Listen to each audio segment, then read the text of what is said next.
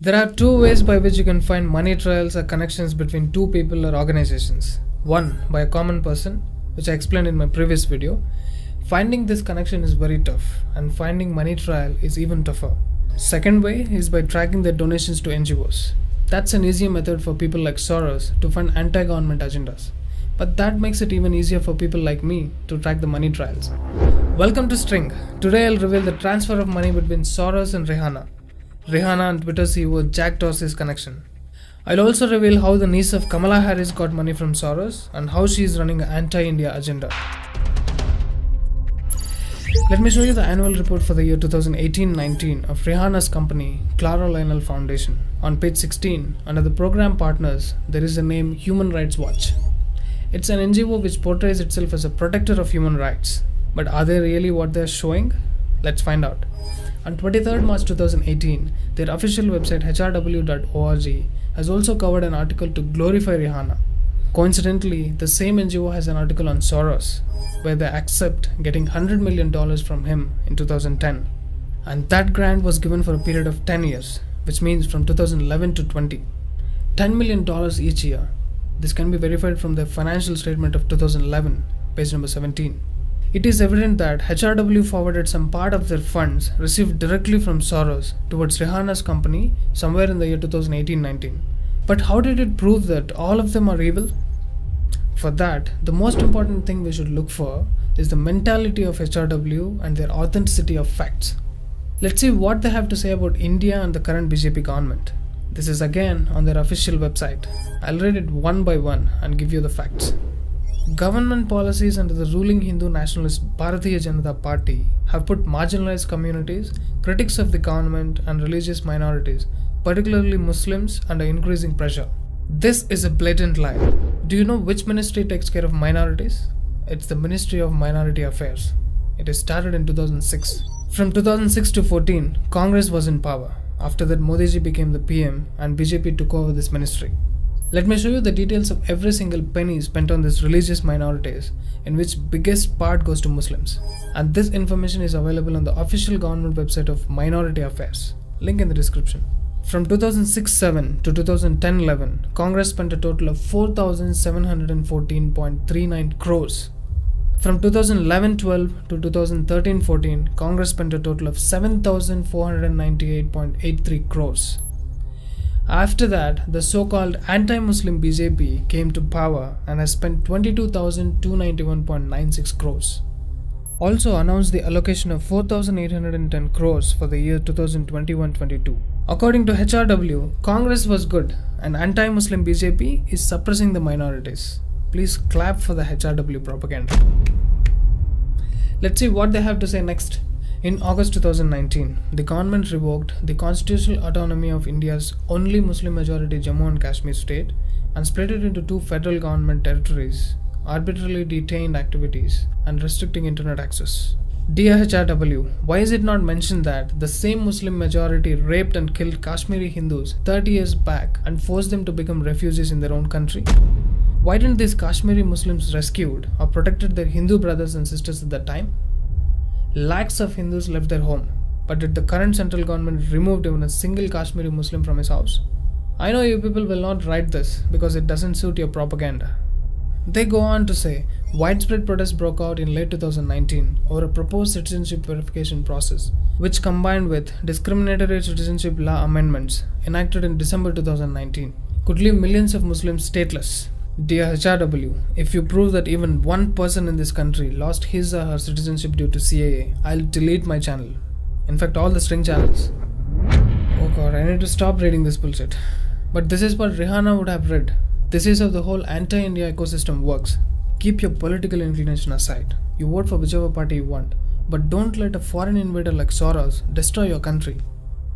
If you support Rihanna in any way, then you're empowering NGOs like HRW to spread fake information about our own country. You're also empowering Soros. So you think before you support them. News about Rihanna receiving crores of money from Khalistanis and she is involving in pushing children for child labor activities are also coming.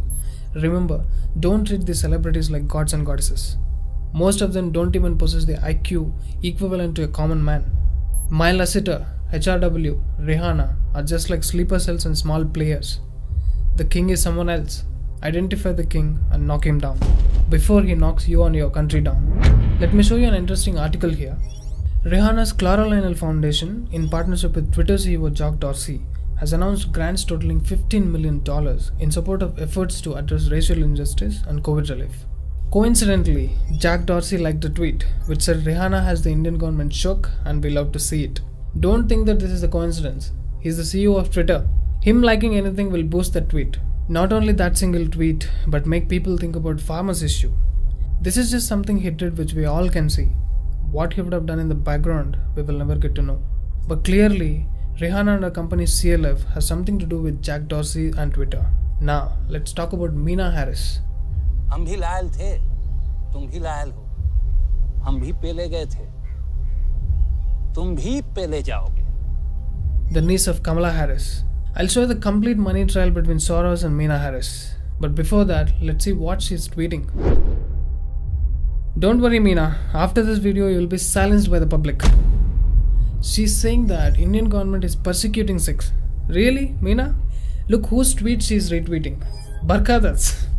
Wait for my next video to know about this nexus. Let's see one more tweet. You want truth? Let me show you the truth. Firstly, all of us should understand what is PAC fund. In the United States, a political action committee is an organization that pools campaign contributions from members and donates those funds to campaigns for or against candidates, ballot initiatives, or legislations. Union-affiliated PACs may only solicit contributions from members. So these PACs will campaign for the political party and raise funds for them. They also give money to others and show it as an expenditure. One small PAC can donate to a bigger PAC, or an individual donor can also donate. Now let me reveal the true colors of Meera Harris. Let's go to senatemajority.com. This is the official site which is solely dedicated to building a democratic majority in the US Senate, meaning the party belonging to Biden and Kamala Harris. Let me take you to opensecrets.org to know who is funding them. Democracy PAC has given $1 crore to Senate Majority PAC. Also $30 lakh to Supermajority PAC.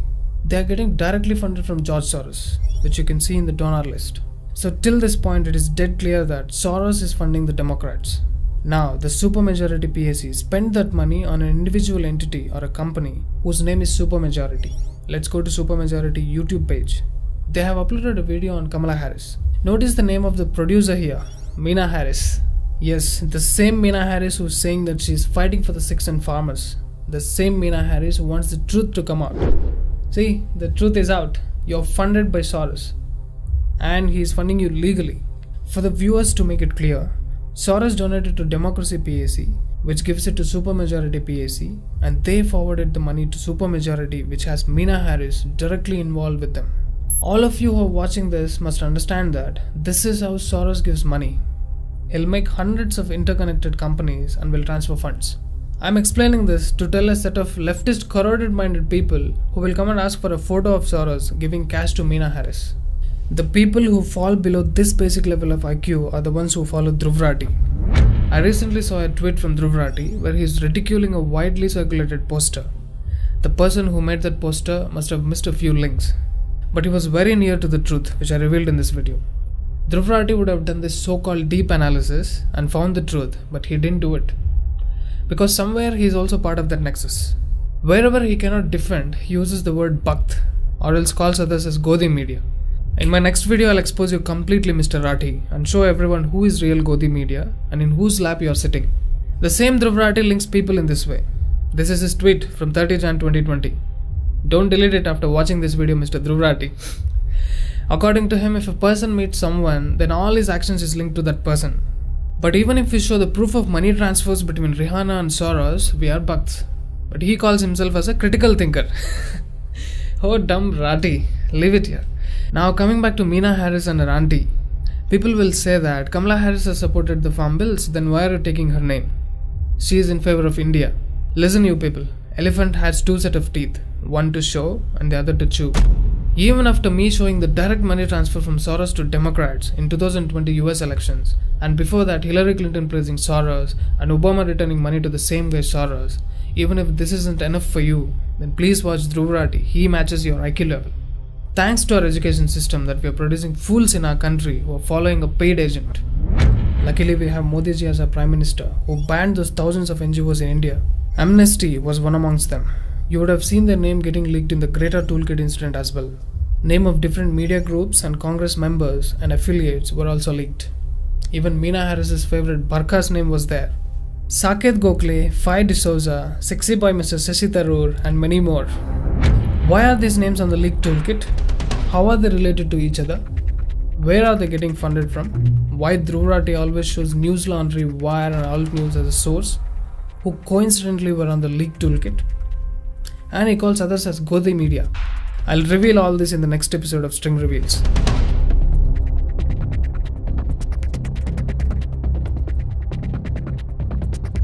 String is available in Hindi, Kannada and Telugu as well. Please subscribe to your favorite regional channel, like and share the video. Please support us through Patreon and one-time payment options. See you again in the next video of String Reveals.